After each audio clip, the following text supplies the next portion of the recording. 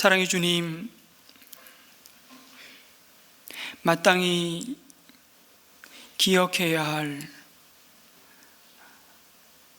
하나님의 은혜가 무엇인지를 다시 한번 말씀으로 확인하고, 우리에게 이미 베푸신 그 은혜를 따라 하나님 우리의 믿음의 경주가 더 주님이 기뻐하시는 믿음의 경주가 될 수 있도록 주님께서 이 시간도 우리를 권고하여 주시옵소서. 이 시간도 하나님의 입으로부터 나오는 말씀으로 산다고 말씀하셨는데, 정말 그 말씀이 우리의 생명의 양식이 될 수 있도록 우리의 마음밭을 기경하여 주시고, 그 말씀을 하나님의 음성으로 들을 수 있는 영혼의 눈과 귀를 열어 주시옵소서. 이 시간도 우리의 생각과 마음을 붙드시고 지키실 주님을 찬양하옵고, 우리 주 예수 그리스도의 이름으로 기도드립니다. 아멘.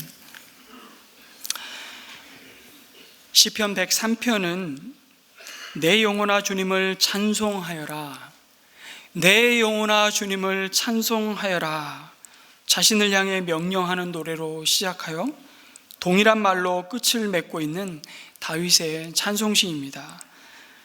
22절까지 끝까지 읽지는 않았지만 찬송하라는 이 명령을 모두 7번이나 사용하고 있습니다. 여러분, 하나님의 지으심을 받은 피조물인 인생이 하나님께 드릴 수 있는 최고의 헌신이 있다면 그것이 바로 찬송일 것입니다. 찬송하라, 찬송하다, 이 히브리어 말은 바라크라는 이 단어인데요, 본래의 이 뜻은 무릎을 꿇다라는 의미를 가지고 있습니다. 무릎을 꿇다, 하나님만이 나의 주인이심을 인정하지 않고서는 우리는 찬양할 수 없습니다. 바로 찬송은 하나님을 하나님으로 인정하는 가장 복되고 아름다운 믿음의 모습입니다. 하나님이 내게 베푸신 모든 것이 축복이었음을 인정하는 태도가 바로 하나님의 거룩하신 이름을 송축하는 것입니다. 또한 그의 피조물인 우리가 하나님께 드릴 수 있는 최고의 감사가 있다면 그것 또한 바로 찬양입니다. 찬양을 드린다는 것은 나의 모든 삶이 하나님의 은혜임을 고백하는 감사의 노래입니다. 찬양할 수 있음이 사실 은혜입니다. 내가 찬양하고 싶다고 찬양할 수 있는 것이 아닙니다. 여러분, 우리에게 하나님을 믿는 믿음을 선물로 주시고 그것을 은혜로 기억하며 표현하고 그것을 찬양으로 고백하고 드러낼 수 있기까지 하나님은 얼마나 저와 여러분을 오래 참으시며 기다리셨는지 모릅니다. 우리에게는 우리의 창조주를 우리 스스로 더듬어 찾을 수 있는 그런 거룩한 감각이 있었던 자들이 아니었습니다. 우리 영혼에 하나님을 찬양할 수 있는 센스가 없었습니다. 하나님을 알만한 것이 우리에게는 없었습니다. 죄로 말미암아 영적으로 죽었던 자들이었기 때문입니다. 그래서 여러분, 이 찬양할 수 있는 것은 나라는 존재가 죄와 허물로 이미 죽어서 소망이라는 것을 나에게는 전혀 찾을 수 없는 자임을 인정하는 그 겸손한 자만이 드릴 수 있는 은혜입니다. 왜냐하면 그런 나를 포기하지 않으시고 오래 참으시며 끝없는 사랑과 자비로 용납하신 하나님의 은혜를 은혜로 알 수 있는 방법은 딱 한 가지밖에 없기 때문입니다. 그것이 뭡니까? 내가 그리스도와 함께 십자가에 죽고 내가 그리스도와 함께 산 자임을 믿는 믿음입니다. 그래서 찬송은 이 믿음이 없이는 할 수 없는 것입니다. 흉내 낼 수는 있을지 모르지만 내게 행하신 하나님의 은혜를 받지 않고서는, 그 은혜를 경험하지 않고서는 오늘 다윗이 고백하고 있는 것처럼 마음을 다하여 그 속사람이 하나님의 거룩하신 이름, 구원의 이름, 그 생명의 이름, 우리를 여전히 오늘도 치유하시는 치유의 이름을 부를 수는 없습니다.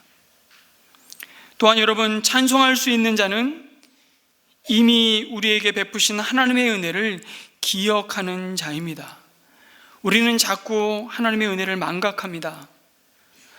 섭섭함과 원한은 오래오래 간직하면서 은혜는 아주 쉽게 잊어버립니다. 그런데 이 영적인 건망증에 특효약이 있다면 바로 감사로 찬송하는 것입니다. 그래서 주님은 자꾸 우리가 이미 받은 복을 세워보라고 말씀하십니다. 여러분, 찬송가 429장에 이런 찬양의 고백이 있습니다. 세상 근심 걱정 너를 누르고 십자가를 등에 지고 나갈 때 주가 내게 주신 복을 세어라. 두려움 없이 항상 찬송하리라. 내가 받은 복을 세어보아라. 주의 크신 복을 내가 알리라. 이렇게 노래합니다. 받은 복을 세워보는 가장 복된 자리가 바로 찬송의 자리입니다. 찬송이 우리 영혼의 거룩한 기억을 잃지 않도록 만듭니다. 그래서 하나님께 올려드리는 찬송은 한마디로 주님께서 우리에게 베푸신 그 은혜를 기억하여 드리는 감사의 고백이라고 말할 수 있습니다.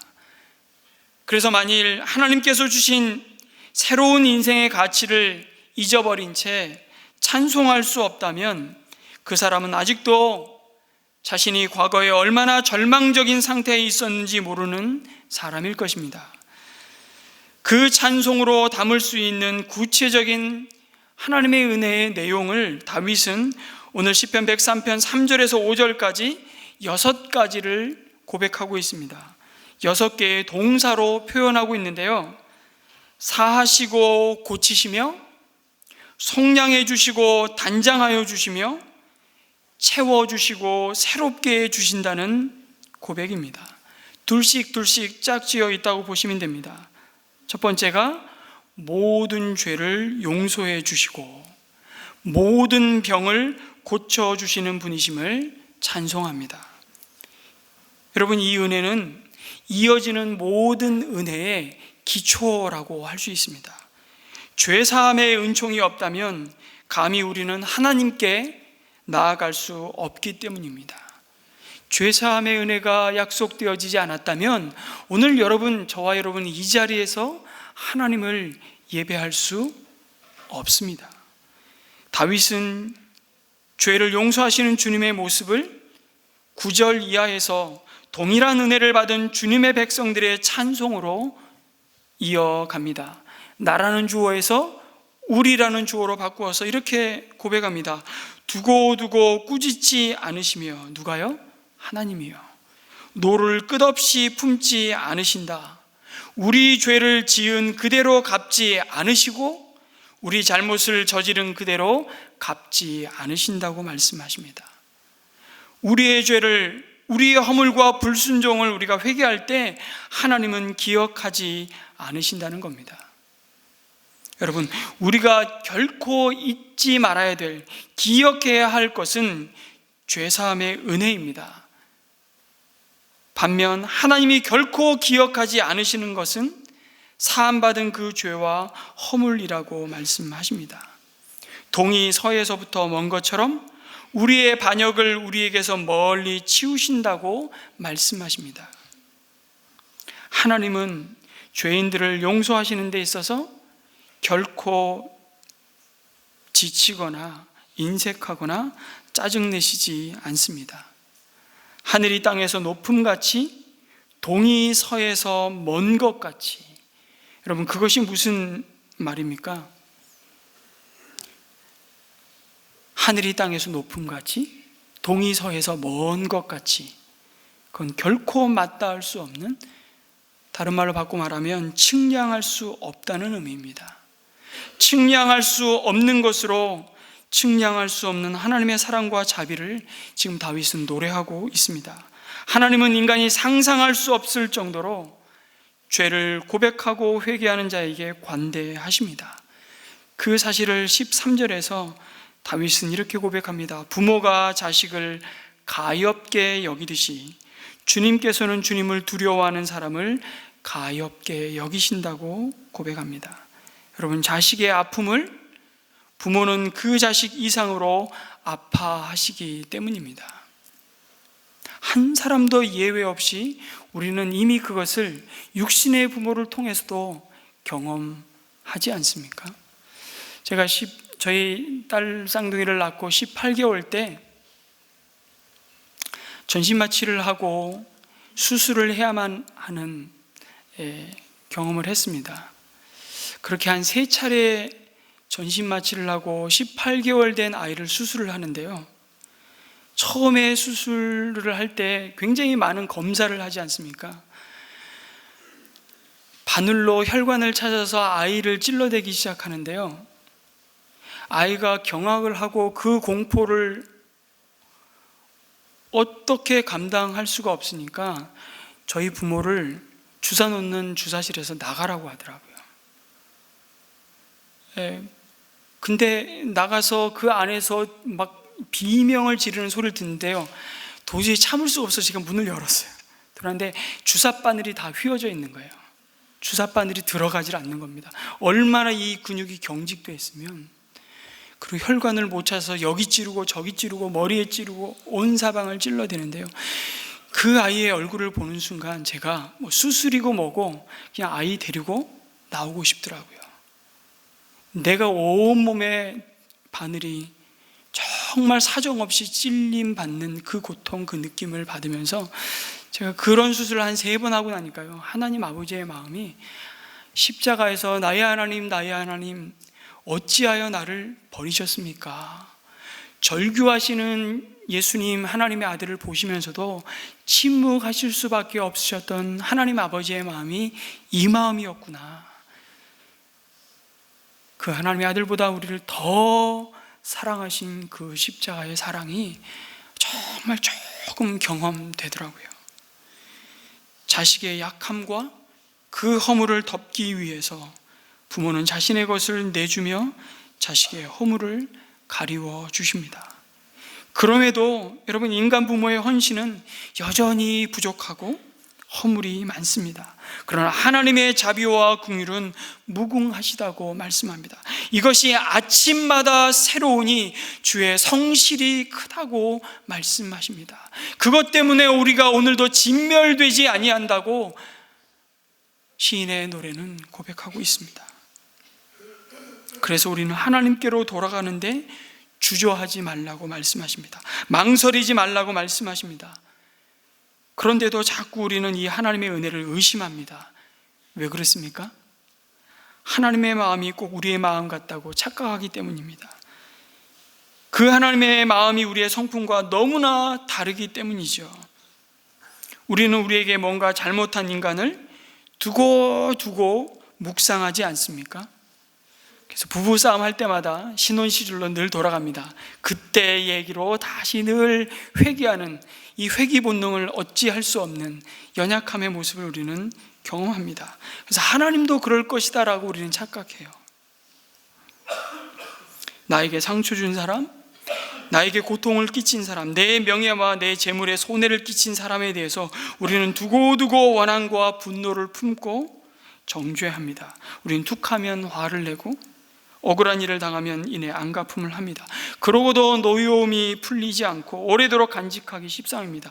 우리는 할 수만 있으면 내가 받은 대로, 아니 그 이상으로 되갚기 위해서 마음의 칼을 갈고 있습니다.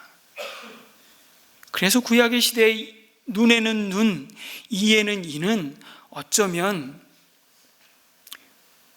우리 인생이 가진 이 잔인함에 대한 최소한의 하나님의 긍휼의 율법이었는지도 모르겠습니다.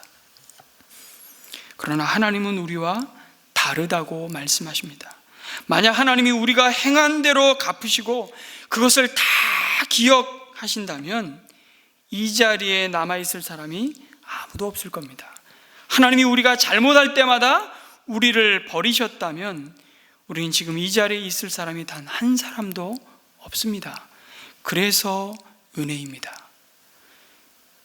그 은혜를 이어서 하나님은 우리의 모든 병을 고쳐주시는 분이심을 기억하고 찬송하라는 말씀으로 다윗은 고백하고 있습니다.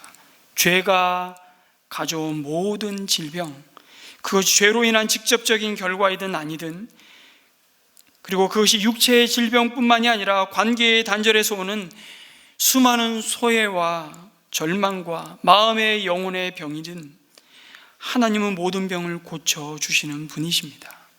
아니 그렇다면 왜 우리는 여전히 병으로 고통받고 신음합니까? 여전히 내 안에 그리스도가 사심에도 우리는 병 걸립니다. 오늘도 고통당합니다. 그래서 우리는 또 이렇게 질문합니다. 참 그리스도인으로 삶을 사는 게 참 이렇게 어려울까요? 게리 토마스라는 작가가요, 하나님을 향한 목마름이라는 그의 책에서 이 질문에 이렇게 답합니다. 그것은 매우 도전적인 장애물이 끈질기게 우리를 괴롭히기 때문이라고 대답합니다. 아무리 성숙해도 이 장애물들은 끊임없이 우리를 따라다닌다고. 그것이 바로 우리는 모두 물리적인 몸 안에 살고 있다는 것입니다. 이 몸의 한계와 장애를 갖고 있기에 우리는 기도하고 싶지만 이내 곧 깊은 잠이 듭니다. 금식하기 원하지만 배에서 요란한 소리가 나고요, 허기 지기 전에 포기하라는 것입니다. 우리는 인내하고 싶지만 상황의 스트레스 때문에 성질을 부립니다. 이처럼 우리는 육체적인 존재인지라 많은 제약을 받습니다. 감기에서부터 암까지 많은 고통에 부딪혀야 합니다. 피곤해지고 육체적인 충동이나 두려움과 끊임없이 싸웁니다. 여기에 여러분 만성 질환까지 달고 있으면 우리의 하루살이가 얼마나 길게 느껴지는지 모릅니다. 이 모든 것은 우리 모두가 이 모든 인생이 타락한 결과입니다. 그리스도께서 다시 오실 때까지 우리는 이 망가진 세상 속에 여전히 살아갈 수밖에 없습니다. 그리고 몸은 우리의 여전히 일부이고요, 나중에 부활의 때에 주님이 영광스러운 몸으로 부활하신 것처럼 우리 또한 영화로운 상태가 될 것입니다. 그러나 우리는 몸 없는 존재가 아닙니다. 그때에도 여전히 물론 영광스러운 몸이지만 그래도 몸은 몸입니다. 그때까지 우리는 이 불완전한 도구로 버티면서 이 몸을 통해 믿음의 경주를 계속 달려갈 것입니다. 그래서 우리는 몸의 지배에 당해서도 안 되지만 그렇다고 몸을 돌보지 않아도 되는 것처럼 살아서도 안 됩니다. 몸의 고통이 타락의 결과이기는 하지만 하나님은 우리의 영적인 성장을 위해 그것을 사용하실 수도 있고 실제로 그렇게 하시기 때문입니다. 그러기 위해 주님은 먼저 우리와 하나님 사이를 가로막고 있는 죄를 사하시는 은혜를 부어주시는 것입니다. 그래서 여러분 이 땅에 예수님이 몸을 입고 이 땅에 오셨을 때 예수님이 머무셨던 집에 지붕을 뚫고서 그 친구들에 의해 침상을 내려왔던 중풍병자 혹시 기억하십니까? 그렇게 주님 앞에 달아내려 고침받기를 원했던 그 중풍병자에게 주님은 어떻게 명령하셨습니까? 이 사람아, 내 죄가 용서받았다라고 선포하십니다. 그리고 그는 자기를 메워온 들것을 들고 그 자리를 떠나갔습니다. 그 광경을 지켜본 바리새인들이 예수님을 당장 신성모독죄로 잡아 죽이고자 눈에 불을 켜기 시작하는 것이죠. 당신이 누구인데 죄 사하는 권세를 행할 수 있냐고, 하나님 외에는 죄 사함의 권세가 없음을 바리새인들은 율법으로 너무 잘 알고 있기 때문입니다. 그런데 이 땅에 사는 동안 여러분, 우리의 모든 질병이 이렇게 고침받으면 혹시 이곳에 계신 의사 선생님들 당장 내일부터 폐업 신고 들어갈 것입니다. 그러한 일은 일어나지 않습니다. 그런데 여러분, 오히려 그것이 이 땅에서 우리가 겸손하게 찬송해야 할 이유이기도 합니다. 그것이 온전한 치유와 회복을 약속하시는 소망을 우리로 하여금 품게 하기 때문입니다. 그것이 이 땅이 영원한 우리의 본향이 아니고 새하늘과 새 땅을 바라보게 하는 참 믿음을 놓치지 않게 하기 때문이죠. 평생을 수도원에서 수도사들의 밥을 지었던 로렌스 형제는 이렇게 고백했습니다. 하나님의 임재 연습이라는 책에서 하나님은 때로 영혼의 병을 고치시려고 몸의 고난을 허락하십니다. 참 깊은 믿음의 고백입니다. 그래도 난 그거 싫은데요, 주님. 그냥 내 몸의 고난을 좀 거두어 주시면 안 되겠습니까? 고난은 감춰진 하나님의 숨겨진 또 다른 은혜인 것을 우리는 그 고난을 지나가지 않고는 경험할 수 없는 연약한 육신의 몸을 가지고 있기에 하나님은 이것까지도 사용하시겠다고 말씀하십니다. 때때로. 여러분, 그뿐만이 아닙니다. 타락한 신체 상태에서 생겨나는 고통 외에도 타락한 이 사회 환경에서 사느라고 피할 수 없이 맞닥뜨려야만 하는 고통이 얼마나 많은지 모릅니다. 우리 자신도 죄인이지만 이 죄인들에 둘러싸여 우리는 살아갑니다. 사람들이 우리에게 상처를 입힙니다. 가장 가까운 부모가, 때로는 친구가, 동료 그리스도인들이 우리에게 고통을 안겨줍니다. 20년 전에 남편을 교통사고로 먼저 떠나보내고 당시 중학생과 초등학생이던 두 딸을 키우며 살던 한 자매의 간증입니다. 이 자매는 모태신앙으로 태어나서 정말 교회가 전부였던, 그러나 자기에게 갑자기 닥친 남편의 죽음이라는 이 환난의 이유를 알 수가 없어서 날마다 두려움과 불안 속에서 살았습니다. 곤고한 마음에 매일 죽고 싶은 생각뿐이었습니다. 그러다가 정말 예수님을 그 고난 가운데 인격적으로 만났습니다. 믿음의 공동체에 속해서 말씀으로 양육을 받고 난 후에 정말 조금씩 자신의 죄를 깨달으며 혼란스러운 생각이 정리되고 하나님이 주시는 평안을 되찾았습니다. 그런데 당시 사춘기였던 큰 딸과는 정말 그 삶이 매일매일 전쟁이었습니다. 매일매일 부딪히면서 그 큰딸과 엄마의 그 매일매일의 그 전쟁 속에 참 감사하게도 작은 딸은 너무 성실하고 착해서 자신에게 힘이 되는 의지의 대상이었다고 말합니다. 그런데 이게 착각이었던 거죠. 작은 딸이 대학에 입학한 지 얼마 안 되어서 대인관계에서 감정 조절의 어려움을 호소하기 시작했습니다. 큰딸과의 다툼이 잦아져 걱정하던 중에 결국은 작은 딸 자신 스스로가 정신과에 가서 상담을 받고 싶다고 엄마에게 말했습니다. 그렇게 해서 병원에 데려가 검사와 상담을 받게 했는데 의사 선생님의 진단에 엄마는 큰 충격을 받고 말았습니다. 수년 전에 큰딸과 역시 말다툼을 하면서 큰딸에게 자기도 모르게 엄마는 너희 때문에 이렇게 희생하는데 너희가 엄마 말을 안 들으니 재혼해서 나가버릴 거야 라고 으름장을 놓은 적이 있었던 겁니다. 그런데 그 말이 엉뚱하게 작은 딸의 마음에 꽂혀서 그 아이의 인생을 지배해버리고 말았습니다. 그럴 줄은 엄마는 꿈에도 생각하지 못했던 것이죠.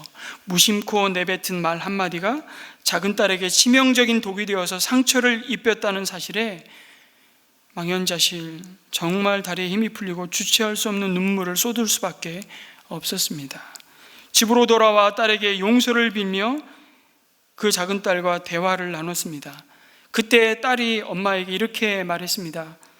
아빠처럼 엄마도 나를 떠날까 봐 두려워서 엄마를 위해 내가 할 수 있는 모든 일을 해야겠다고 마음먹었다고. 그때 당시 딸이 참 어린 초등학생이었음에도 불구하고 학교를 다녀온 후에 집에 돌아와서는 학원에 가기 전에 자기가 집안일을 다 해놓고 용돈도 아껴 썼는데 그제야 그 이유를 이 엄마가 알게 되었던 겁니다.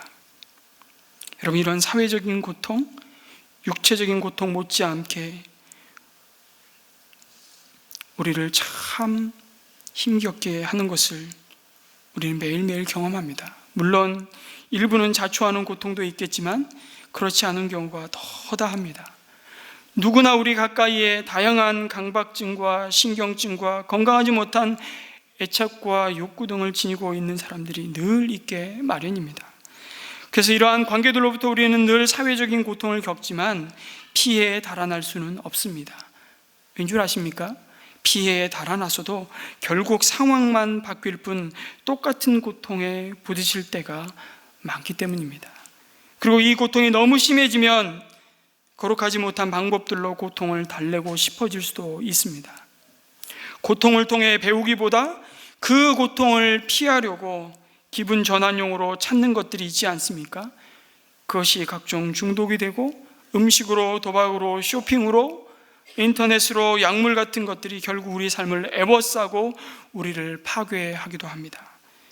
그런가 하면 하나님이 불공평하다며 그분께 분노와 원망을 쏟아붓기도 합니다. 차라리 이것이 낫습니다. 하지만 치유가 회복이 시작되려면 삶이 어렵다는 사실을 기꺼이 먼저 받아들여야 하는 것입니다.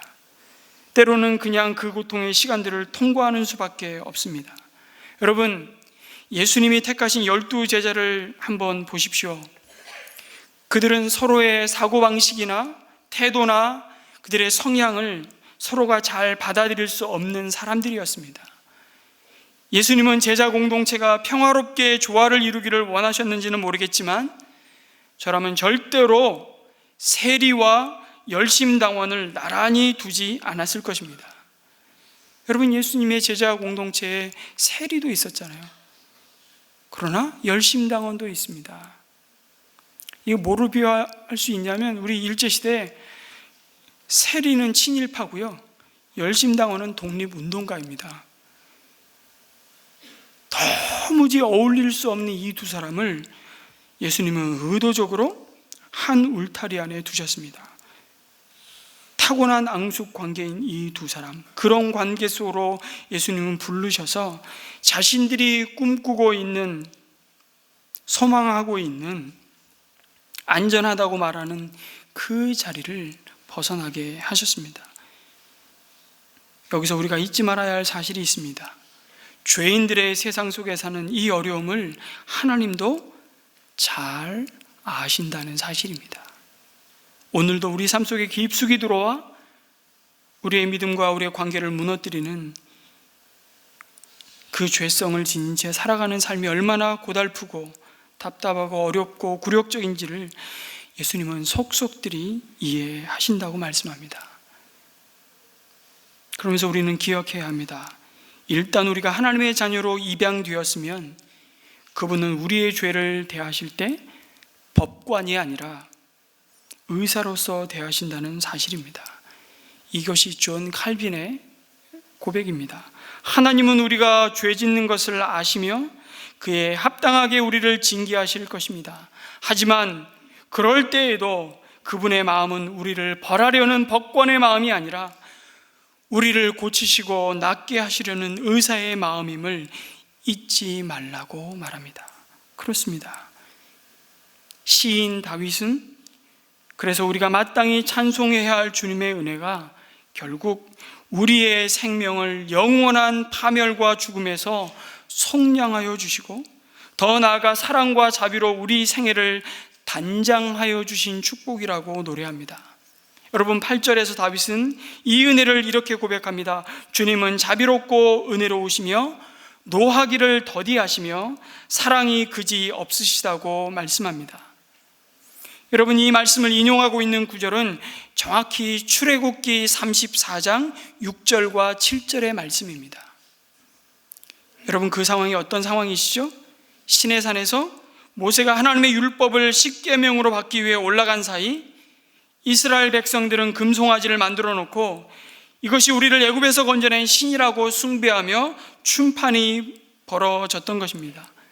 그리고 모세가 시내산에서 내려오자 그 광경을 보았고 하나님으로부터 받은 그 두 돌판을 내던져 버리고 깨뜨려 버렸습니다. 하나님은 진노하셨습니다. 그리고 나도 더 이상 이 백성과 함께 가지 않겠다고 말씀하십니다. 그것은 곧 영원한 사망 선고였습니다. 나는 더 이상 너희들과 가지 않겠다. 내가 도중에 이 백성을 진멸할까 두렵다.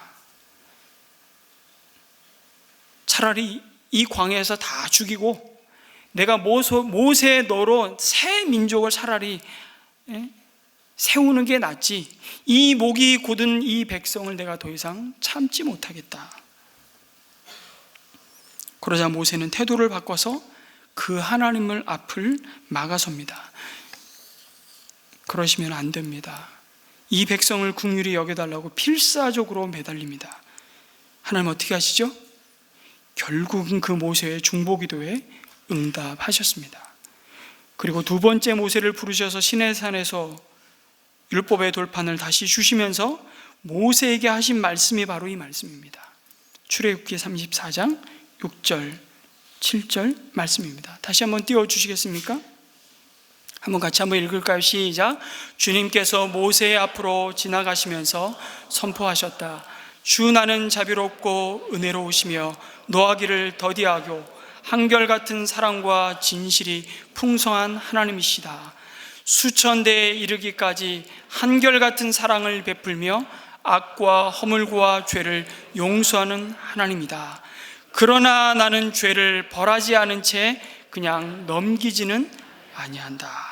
여기 중요한 마음을 서늘케 하는 말씀이 이어집니다. 그러나 나는 죄를 벌하지 않은 채 그냥 넘기지는 아니한다 말씀하시죠. 아니, 하나님은 반드시 죄의 대가를 요구하신다는 이 말씀과 마땅히 돌아와야 할 그 징계를 면하게 하신다는 이 다윗의 찬송이 어떻게 둘 다 성립할 수 있습니까? 이게 어떻게 조화를 이룰 수 있습니까? 답은 오로지 십자가만이 정답입니다. 하나님은 거기서 우리를 벌 주지 않으시면서 죄값을 다 치르게 하셨습니다. 끝이 맞닿을 수 없는 무한한 측량할 수 없는 거리, 하늘이 땅에서 높음같이 동이 서에서 먼 것과 같은 이 비유가 아니고서는 이처럼 무한한 하나님의 사랑을 표현할 길이 없음을 보여주십니다. 그래서 여러분, 나는 그리스도의 십자가 외에는 자랑할 것이 없다고 말한 사도 바울의 고백이 바로 이 다윗의 찬양의 고백과 똑같은 것입니다. 우리 스스로 값을 지불할 수 없음을 아시고 우리의 잃어버린 기업을 자신이 친히 값을 치르시고 우리에게 약속하신 그 생명의 기업을 물으셨음을 기억하라는 것입니다. 여러분, 여기 속량하다는 의미가 기업을 물으다는 뜻입니다. 기업을 물은다는 게 뭡니까? 잃었던 생명을 도로 값을 지불하고 찾아주시는 하나님의 은혜라는 뜻입니다. 보아스가 룻의 기업을 물어주었던 것처럼, 그리고 우리의 영원한 기업 물을 유일한 분은 바로 예수 그리스도이십니다. 주님의 십자가로 하나님은 변치 않는 사랑과 자비로 우리를 둘러싸셨습니다. 여러분, 하나님의 사랑과 자비로 단장하여 주셨다라고 말씀할 때 이 단장하다라는 말은 화장하다라는 그런 말이기 이전에 이 원래 뜻은 둘러싸다라는 뜻을 가지고 있습니다. 그러니까 이렇게 우리가 화장으로 이렇게 우리 얼굴을 다 덮잖아요. 그래서 오늘도 뻔뻔하게 이렇게 나와 있잖아요. 우리의 겉사람만 그렇습니까? 우리의 속사람을 하나님의 사랑과 자비로 둘러싸셨다고요. 하나님이 십자가에 지르신 그 하나님의 의로움을 보시는 거예요. 여러분, 우리가 찬양해야 할 이유가 그래서 단순히 내가 갖고 싶은 것, 내가 이루고 싶은 소원이 이루어졌기 때문이 아니라 그리스도 안에서 나의 존재 자체를 존귀함과 거룩함으로 둘러싸시고 덮으시는 하나님의 무궁한 그 사랑과 자비에 있음을 기억하라는 것입니다. 그것을 망각한다면 우리가 올려드리는 찬송은 늘 조건이 붙을 것입니다. 하나님이 나에게 이렇게 해주시면, 하나님이 집도 한 칸 장만할 수 있도록 재물도 주시고 건강도 주시고 승진도 시켜주시고 모두 해주시면 우리가 찬양할 수 있다고요? 아닙니다. 이미 하나님 자신을 우리에게 주셨음을 기억할 때 우리는 진정한 찬양의 제사를 드릴 수 있습니다. 그래서 하박국 선지자의 고백이 너무 놀라운 거예요.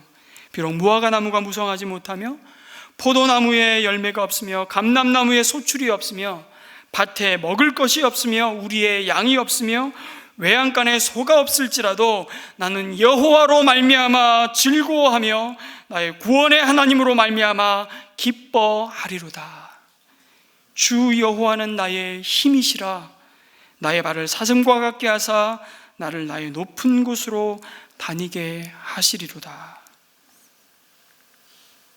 이 고백이 우리의 고백이 되기를 주님의 이름으로 축원합니다. 그래서 마지막으로 우리가 기억하며 찬송해야 할 감사의 노래가 바로 평생을 좋은 곳으로 흡족히 채워주시고 젊음을 늘 새롭게 해주시는 하나님이시라는 사실입니다. 하나님은 궁극적으로 그의 자녀들을 좋은 것으로 만족해 하십니다. 아멘이십니까? 아멘. 우리에게 진정한 만족을 주실 수 있는 분은 하나님 한 분밖에 없음을 고백해 하십니다. 그런데 우리는 자꾸 하나님을 기뻐하기보다 하나님이 해주신 무엇을 기뻐합니다. 하나님을 만족하기보다 하나님의 선물에 우리의 마음을 다 빼앗기고 맙니다. 그런데 평생에 좋은 것은 바로 하나님 자신이요 우리를 향하신 하나님의 소원입니다. 나보다 나를 더 잘 아시는 하나님께서 우리에게 소원을 두고 오늘도 행하신다고 말씀하십니다. 야고보서 1장 17절 말씀은 이렇게 우리에게 증거합니다. 한번 같이 야고보서 1장 17절 말씀을 읽겠습니다. 시작. 온갖 좋은 선물과 모든 완전한 은사는 위에서 곧 빛들을 지으신 아버지께로부터 내려옵니다. 아버지께서는 이러저러한 변함이나 회전하는 그림자가 없으십니다. 이 하나님의 소원을 나의 소원 삼고 사는 자의 젊음은 늘 새롭다고 말씀하시는 것입니다. 우리가 늙지 않는다는 얘기입니까? 겉사람이 점점 쇠약해져가는 이 고통과 두려움으로부터 우리를 지키신다는 것입니까? 이제 누군가의 도움을 받지 않으면 참 살아가는 것이 점점 불편해지고 누군가를 의지하지 않고서는 나 스스로 뭔가를 할 수 없는 때가 곧 찾아오는데요. 그런 누추함과 무기력함을 결코 경험하지 않는다는 약속입니까? 아니, 그게 아니라면 이런 약속의 말씀은 헛된 소망일 뿐이지 않습니까? 뭐가 늘 새롭게 우리의 젊음을 새롭게 해주시는다는 약속입니까? 사도 바울은 고린도후서 4장 16절의 이 답을 우리에게 이렇게 주고 있습니다. 같이 한번 더 읽겠습니다. 시작. 그러므로 우리는 낙심하지 않습니다. 우리의 겉사람은 낡아가나 우리의 속사람은 날로 새로워집니다. 젊음이 늘 새로운 것은 탱탱한 피부를 유지하고 지금 당장이라도 42.195km를 뛸 수 있는 튼튼한 관절과 심폐 능력을 소지하고 있다는 것이 아닙니다. 하나님이 우리 안에 복음으로 담아두신 그 거룩한 소원이 세월이 지날수록 더욱 간절하다는 것입니다. 이 복음이 나를 살리고 이 복음이 나를 만족해 하고 이 생명의 복음이 나로 하여금 참된 만족과 기쁨을 주는 것이라고. 그것이 세월이 지나가면 지나갈수록 더욱 간절해지는 것이죠. 왜 그렇습니까? 이 땅의 세월이 더해질수록 우리는 주님께 나아갈 때가 얼마 남지 않았기 때문입니다. 그래서 바울이요 로마 감옥에서 사랑하는 빌립보 교회에 편지하면서 그는 이렇게 고백하는 것입니다. 빌립보서 1장 20절 말씀을 마지막으로 읽겠습니다. 같이 한번 읽겠습니다. 시작.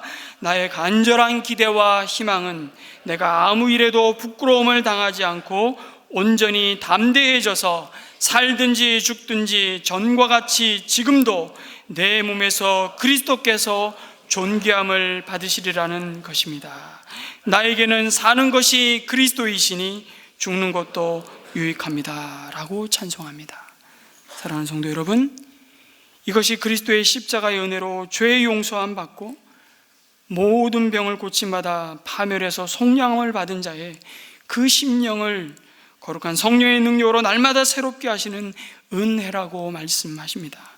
여러분, 그 약속을 기억하며 오늘도 찬송케 하시는 분, 우리 안에 지금도 아니 영원히 함께 거하시는 성령 하나님의 인도하심을 따라 이번 한 주간도 주님과 감사로 찬송하며 기쁘게 동행하시기를 주님의 이름으로 축복합니다. 아멘.